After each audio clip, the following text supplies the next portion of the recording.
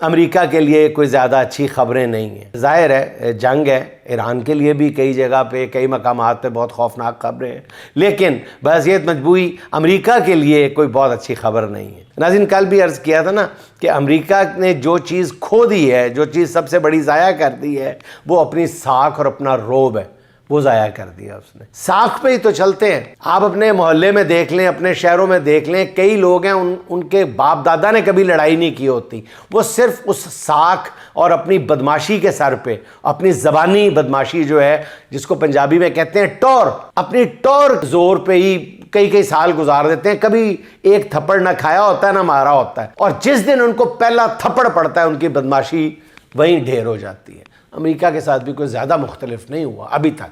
उसकी बदमाशी ख़त्म हो गई है, उसका रोब ख़त्म हो गया, उसका दबदबा ख़त्म हो गया। यूँ लगता है अमेरिका ने ईरान की ताकत के बारे में अंदाजे गलत लगाए थे। ईरान का दावा है कि उसके हमलों में 150 से ज़्यादा अमेरिकी फ़ौजी मारे गए हैं, जबकि अमेरिका ने अपने 6 और कहीं 9 फ़ौजियों के मारे जाने की तस्दीक की है।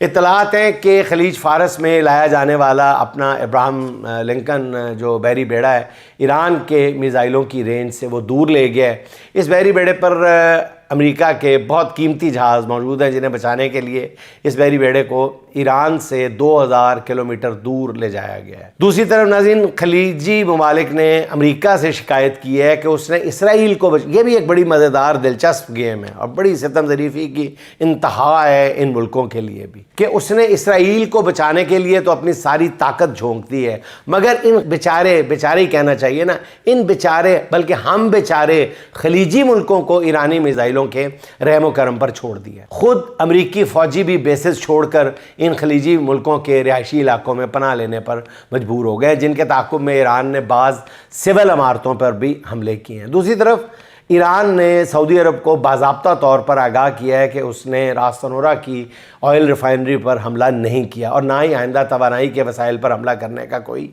इरादा रखता है। दूसरी तरफ गुज़िश्ता रात कतर और सऊदी अरब में मुसाद के कुछ एजेंटों को भी गिरफ़्तार करने की इत्तलात हैं, जिन्होंने एतराफ़ किया है कि वो सऊदी अरब और कतर में धमाकों की मनसूबाबंदी कर रहे थे।